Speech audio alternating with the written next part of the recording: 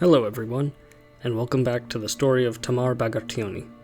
The ultimate goal of this playthrough is to get the Tamar Mepe achievement, that is, as Princess Tamar, rule all of Georgia and fully conquer Armenia and Dalam. In the last episode, Tamar expanded north of the Caucasus through diplomacy, began to liberate the Armenians from Turkish rule, and defeated the now Islamic Byzantine Empire to restore her loyal marshals' territories. Today, we will continue to look into the reign of Queen Tamar as she reaches for greatness.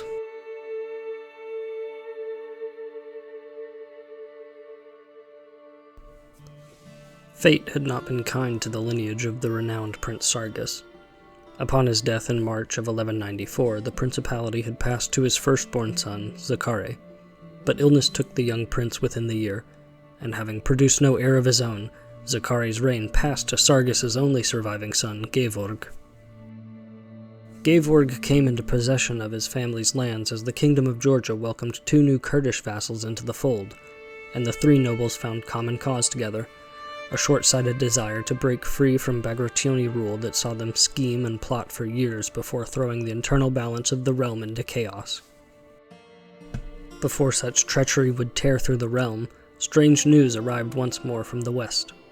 Unwilling to endure his recent defeat, Basileus Adrianos II laid claim to the entirety of Queen Tamar's Armenian possessions.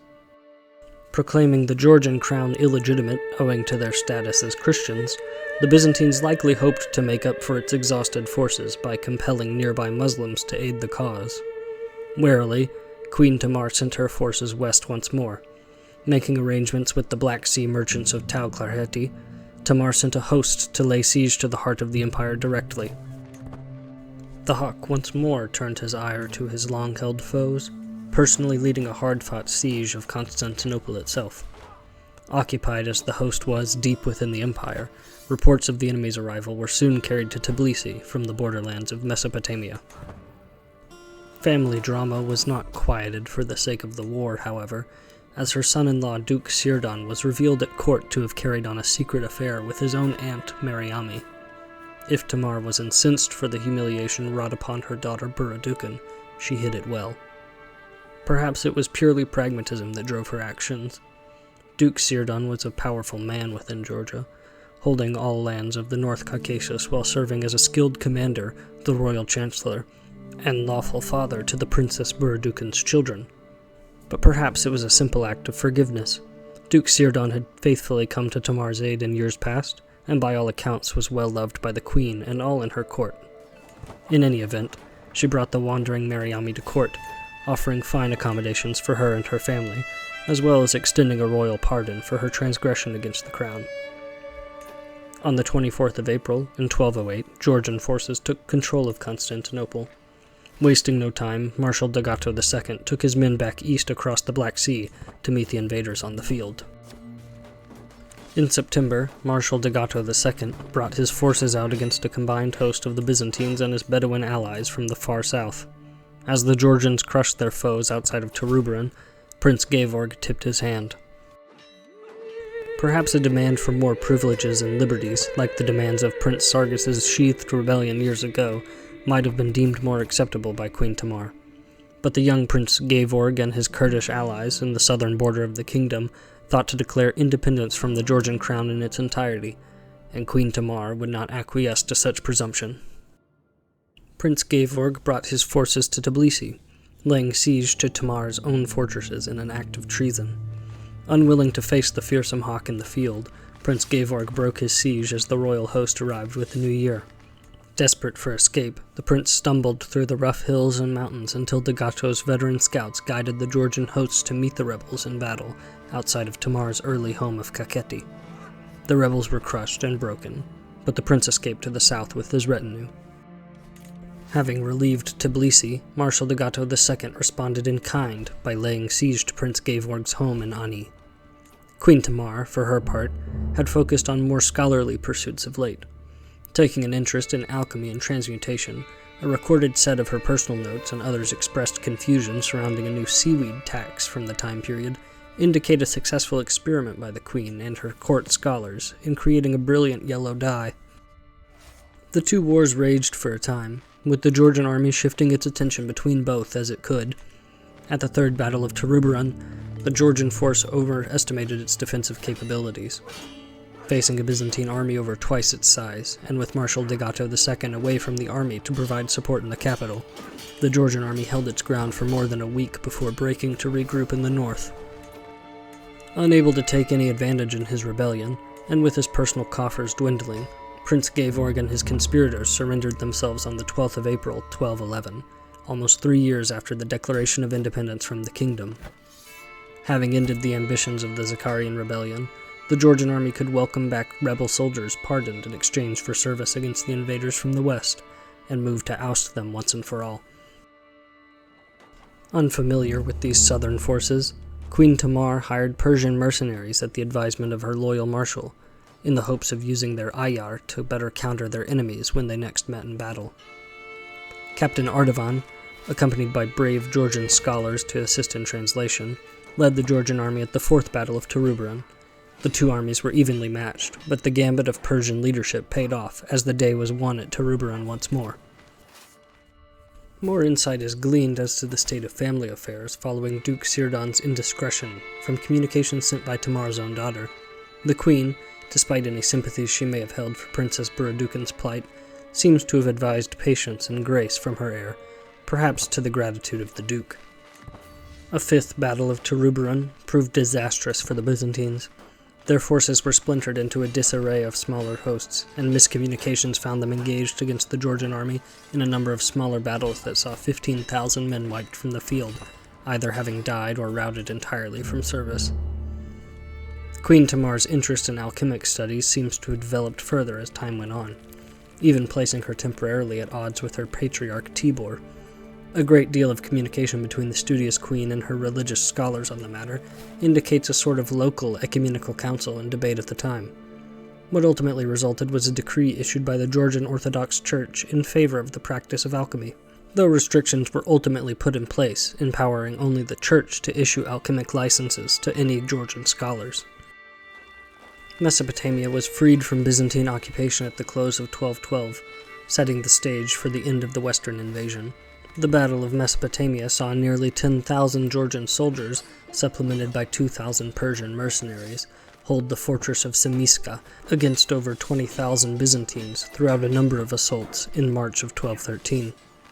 6 years had passed since Basileus Adrianus II declared his war for Armenia, but facing growing unrest at home for this ill-conceived invasion, it was the Basileus Andronikos who would meet Queen Tamar at the borderlands to surrender to Georgian demands.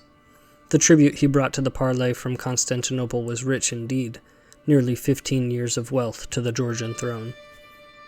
The tribute saw the empire destitute, having been forced to indebт itself to a number of merchant families from the trading cities along the Black Sea in order to afford such a great sum. Better still, Queen Tamar had yet again proven the righteousness of her reign by defending her holdings from such a powerful invader. Small folk and nobility alike began to speak in reverent tones of her long-held descent from the long-past kings of Israel. In a final resolution to the Zakarian Rebellion, Prince Georg's punishment was decided. Lori was revoked from his jurisdiction, securing the Duchy of Georgia proper into Queen Tamar's personal control. Out of respect for their familial ties, Queen Tamar offered a degree of clemency to his act of treason, banishing him from the realm and taking charge of his heir's upbringing, until such time as he could reign the duchy in his own right.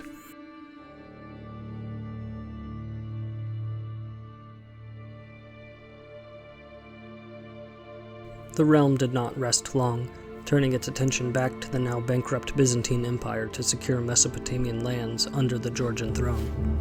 Queen Tamar's efforts, however, were focused on the legacy and perception of her royal lineage throughout the realm.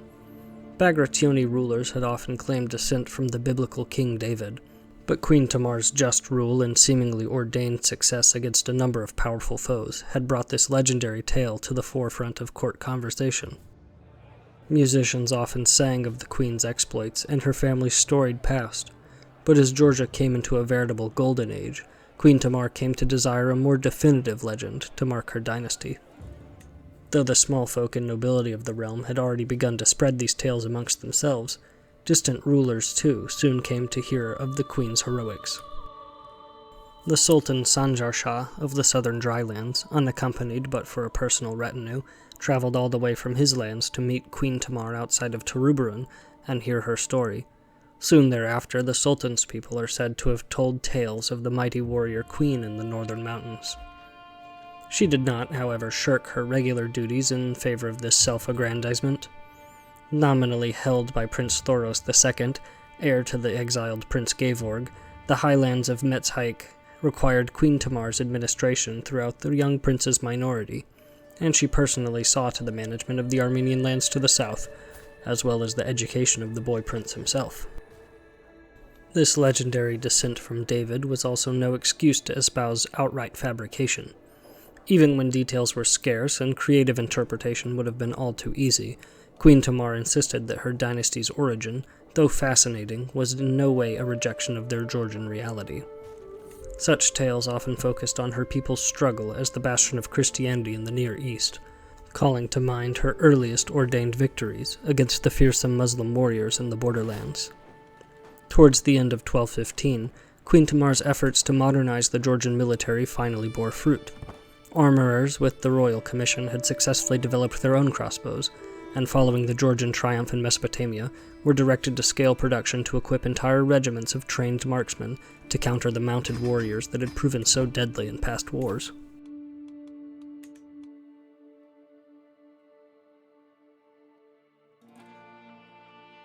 Duke Sirdan wrote to Queen Tamar as the same year ended. A dire threat encroached on the realm. A horse lord of the Far East had coalesced a disparate set of nomadic peoples into a unified host tens of thousands strong, and burned a path of conquest and tribute from their unknown home of Mongolia all the way to the Pontic steppe. As if an ill omen of the danger this Genghis Khan posed, disease once more swept into the Caucasus, the severity prompting the queen to seclude her court for a time. Within a month, as this plague continued to spread, Queen Tamar ordered the seclusion be extended, quarantining Tbilisi until the worst had passed. Despite these precautions, some were lost. The Duke Batso, spymaster since Queen Tamar first sat upon her throne and held her first nobles' council, succumbed to illness as the plague swept across Georgia. Arrangements were quickly made to bring her nephew, the young Duke Georgios, to court to serve as the kingdom's new spymaster. He would not serve as Georgia's spymaster for even a single day, dying of sickness as he traveled to court. Duke Batso's son and heir Taniel was thus offered the position, though perhaps he was the only candidate willing to make the trip into the plagued capital to take it. Skirmishes with the petty Sultanate of Rum to the south escalated into a war to secure lands in Mesopotamia under Georgian control, marking the first conflict that would see Georgian crossbowmen set against the mounted archers that had harried many Christian armies in years past. News arrived from the east as the armies of Georgia mustered. The Genghis Khan had died of illness himself. The new Khagan Bogorchu was rumored to have lost half of his father's supporters. Queen Tamar and Marshal Dagato shared a sense of relief, but knew that the mighty Horde was still just waiting to prove itself a threat to the realm. Within the realm, Queen Tamar's conciliations after the Zakarian Rebellion proved worthwhile throughout the years. Initially a hostage ward of the queen, the young Prince Thoros II was educated as any other child in the royal family, with Queen Tamar involving herself personally in his lessons as he grew. The growing friendship between the two ensured that the treachery of the Duke Gevorg would not be repeated for a time. At Maya Farakin, Georgia's crossbows were tested against the horse archers for the first time on the open field. The hawk sent mechanized volleys faster than the mounted warriors could react, the resulting slaughter an awe-inspiring demonstration of these new bows' capability in countering a once feared and reviled tactic. As 1217 ended, sadness gripped the Bagrationi family once more. The royal steward, Queen Tamar's ever-faithful servant and sister Rusudan, passed to a sickness that had racked her body for years. Her paramour, the ennobled Shota Rustaveli, took her place on the council as the new year dawned. Continued successes abroad and at home entwined the Georgian realm further with the queen, and laws and decrees continued to consolidate power within the royal dynasty. Though not a state in the modern understanding of the word, the Kingdom of Georgia had begun to centralize into a polity that shared a common understanding of the outside world. As the war with Rum drew to a close, the Sultan himself began to speak of her legend, the warrior queen of Georgia. For her part, Queen Tamar had left on pilgrimage to seek the approval of the ecumenical patriarch in Constantinople.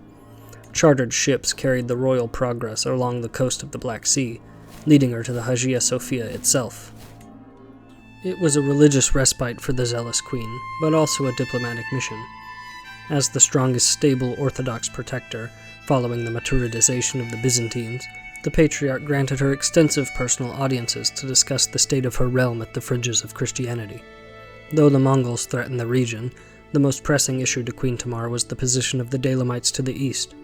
Tension had existed in the area since Georgia lost the fringes of Armenia to the Muslims, and Queen Tamar sought to wrest control of the region in one fell swoop. Decrees were sent from Constantinople to the council, mandating the expansion of the Georgian military, and as Queen Tamar returned, she gave her assent for a declaration of war against the Daylamites, styling herself as God's ordained queen of the Georgians, Armenians, and Daylamites. Shirvan was taken in short order, as the Daylamite army mustered near the borderlands. The forces first met at Kachin, where the 10,000 Daylamites attempting to retake the fortification were killed to a man. Her claims were strengthened as she worked to make her legend a story for all of her subjects. If she could so easily rule the Armenians, why not the Daylamites too? Every counterattack was repelled, and after 5 long years, the Emir of Daylam was forced to acquiesce to a Georgian peace. The conquest was parceled out to Daylamite and Georgian nobles, creating new Orthodox vassals towards the eastern edge of this expanded Georgia. The Bagrationi legend evolved, and whispers began to spread that the Georgian royalty had received divine providence in years long past for their reign. Queen Tamar's crusade pushed further east along the southern coast of the Caspian Sea, working to secure Georgia as the bastion of orthodoxy, and soon both nobles and small folk knew Queen Tamar as Tamar the Blessed. But as more land was won by conquest, the Daylamites voiced their displeasure at this new religious order. The Maturidi leader Kegabad had raised thousands to rebel against the Orthodox regime. A major force of rebels was scattered at Alamut, and the Georgian army fell upon Kegabad's host in the wetlands of Langarkanad. The rebel leader demonstrated his martial prowess in this battle, forcing the Georgians to enter an ill-planned assault in unfavorable terrain. Circling their retreat around Kachin, the Georgian army met the rebels once more at the nearby fortresses of Mugan, this time breaking the rebellion and imprisoning their leader. He was quietly executed soon thereafter. To preempt further unrest, Queen Tamar redoubled her legitimization efforts, tracing her lineage through ancestral documents back to even the tribes enumerated in Deuteronomy. Years of research and effort had culminated in the Book of the House of Bagrationi, the legend of Queen Tamar and her dynasty's descendants from the Holy Land, cemented forever in the Georgian realm. In commemoration of her ascendance, Queen Tamar ordered the clearing of grounds for a grand and luxurious palace in her one-time home of Kakheti, the land she had ruled before coming into the throne of Georgia. News came from Far East. The Mongol horde was occupied with an invasion of Khotan. Following many discussions with Marshal Degat II, and sensing an opportunity to wrest control of the remaining lands of Daylam, Queen Tamar declared war and sent her armies east into Gurgan. Administrative boons came with the Bagrationi legend, as the lands of Shirvan, long managed directly by Queen Tamar and her castellans, were integrated fully into the Kingdom of Georgia's de jure borders. Though mostly a formality after so many years, the expansion stretched the borders of Georgia proper from the Black Sea to the Caspian Sea. A small levy of Georgia's military, supplemented by the permanent retinue, quickly took control of Gurgan, before the Mongols had even arrived to respond to the Georgian challenge. The smaller Georgian force marched past the Alborz Mountains, where scouts quickly brought reports of a massive Mongol force on the approach. The expeditionary army returned to Daylam, and messages were sent to quickly arrange for the full force of Georgia's strength to be raised in response. To better represent their service as defenders of the Caucasus, and to allay fears of an incursion from the north, Alania was formally declared a march of the Kingdom of Georgia. The Georgian army spread further into Persia, setting siege to the mountain forts of the Alborz as the horde disappeared east for unknown reasons. As the war drew to a close without a single battle, the Daylamites revolted once more, but despite the internal turmoil, Queen Tamar had achieved her vision, securing the lands of Georgia, Armenia, and Dalam under her reign. Nearing the end of her long reign, Queen Tamar was left with a need for lasting stability. Having reigned for nearly half a century, and with the Princess Buradukan as her sole heir, Queen Tamar had brought Georgia into a golden age, and the Georgian people had come to accept the rule of a queen. Construction began on Queen Tamar's grand palace in Kakheti, forever establishing her legacy in deeds, words, and stone. Queen Tamar had forged a true and powerful kingdom. From the uncertain days of her father's untimely death, she had faced the Turks, the Byzantines, and the Mongols to expand and secure Georgia's dominion over the lands of Georgia, Armenia, and Dalam. She had navigated internal struggles as vassals schemed to take powers for themselves at the expense of the realm. Queen Tamar had truly secured her and her dynasty's legacy, becoming Tamar Mepe. Thanks for watching the final episode of Tamar Mepe. It's been a long time coming, so thanks again for the patience. In the meantime, I've been Cran Polo, and you've been the viewer. Have a good one.